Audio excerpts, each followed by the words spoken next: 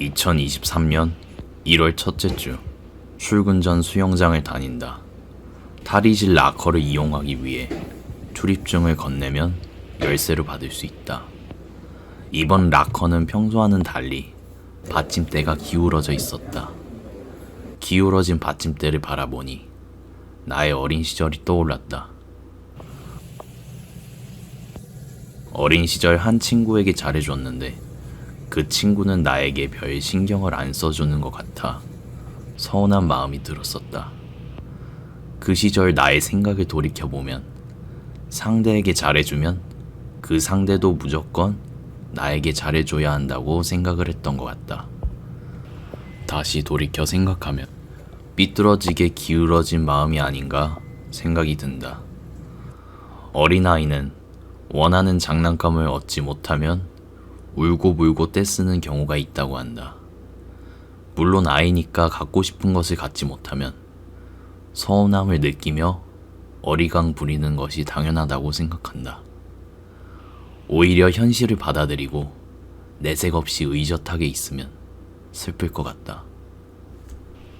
내가 어린 시절 친구에게 느꼈던 서운함과 장난감을 얻지 못한 어린아이의 서운함의 공통점은 자기중심적인 사고방식이라고 생각된다.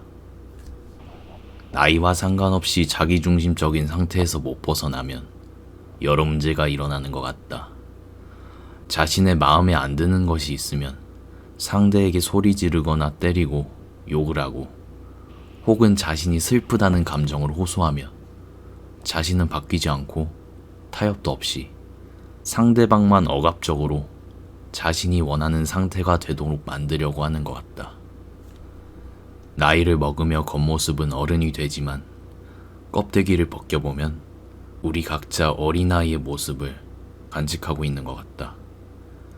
물론 자기 감정을 숨기기만 하면 속병이 걸릴 수 있을 것 같다. 즐거울 땐 웃을 수도 있고 때로는 슬플 때도 있으며 라면 한 입에 행복할 수 있듯이 이게 행복이다. 상대방에 있는 그대로의 즐거움과 슬픔 그리고 행복을 존중하는 사람이 되고 싶다. 그런데 세상이 마냥 아름다운 것이 아닌 게 감정에만 휩싸이면 팍팍한 현대사회에서는 어려움이 많은 것 같다. 각박한 현실을 살아가도 마음속의 순수함은 잃고 싶지 않은 것 같다. 운동을 마치고 출근을 하니 새해를 맞이해 직원들의 인사이동이 진행되었다. 승진이 결정되신 분들에게는 축하의 화환과 떡이 보내졌다. 점심시간은 새해를 맞아 떡국이 나왔다. 작년 설날에는 집에서 직접 떡국을 해먹었는데 국자가 없어 대신 냄비를 이용했었다. 사소하지만 평범하게 보일 수 있는 순간들이 시간이 흘러 떠올려보면 소소한 추억으로 남는 것 같다. 퇴근을 하면 피아노 학원을 간다. 이번 주는 얼마 전부터 배우고 있는 곡의 새로운 부분을 배웠다. 처음 배우는 부분이라 그런지 오른손 건반만 치는 연습을 하였다.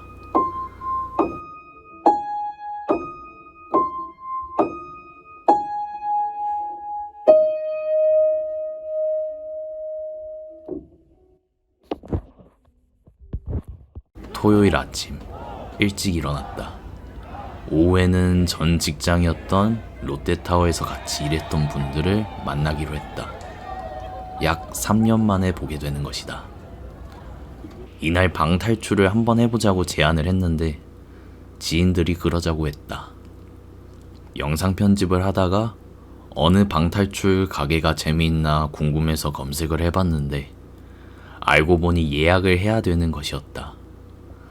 사람들의 평이 좋은 것들은 이미 예약이 다 차 있었다. 태어나서 연애도 안 해보고 문화생활도 안 하다 보니 이런 상황은 처음이었다. 다행히 시간대에 맞춰 할 수 있는 것을 찾아 예약을 했다. 헬스장에서 운동을 하고 건대 입구에 도착했다. 약속 시간까지 시간이 남아 피아노 학원을 갔다. 지점이 여러 군데 있어서 연습실 이용은 자유롭게 할 수 있다. 젊은 사람과 외국인이 많아서인지 트렌디했다. 연습실은 내가 다니는 지점과 다르게 미니 선풍기도 있고 의자도 높이 조절이 가능했다. 그런데 방음이 안 좋은지 옆방에서 소리가 들려왔다. 그런데 노래가 너무 마음에 들었다.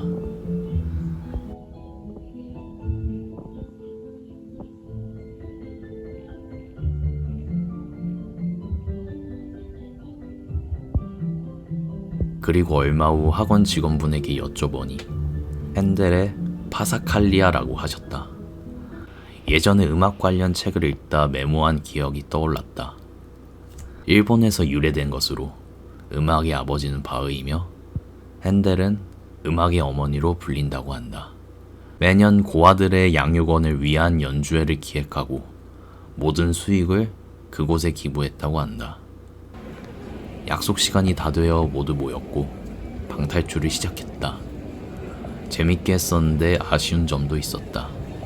약속 시간에 맞춰 할 수 있는 것은 난이도가 어려운 것밖에 없었다. 찬스를 무한대로 쓸 수 있었는데 전체 진행도를 알 수 없었다. 방 한 개를 탈출하면 끝나는 줄 알았는데 다른 방으로 이어져서 깜짝 놀랐다. 방이 얼마나 있는지 알았다면 적당히 시간을 분배하며 찬스를 사용해 스토리의 결말을 봤을 텐데 정말 아쉬웠다. 그만큼 스토리가 정말 흥미진진했었다. 다음에 가면 직원분에게 방이 총 몇 개인지 물어봐야겠다. 지인들의 생각은 일부러 한 번에 못 깨고 여러 번 오게 만들려고 그런 것 같다고 했다. 식사 후 노래방에 가고 그 다음에는 사격장에 갔다. 활도 쏘고 총도 쏴볼 수 있었다. 진짜 잘했다. 총은 비비탄 총알을 사용했다.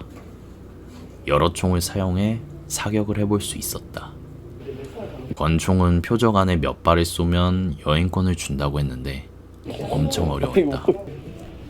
그나마 저격총이 맞추기 쉬웠다. 총 게임처럼 스코프가 달려있는데 정말 게임과 유사했다.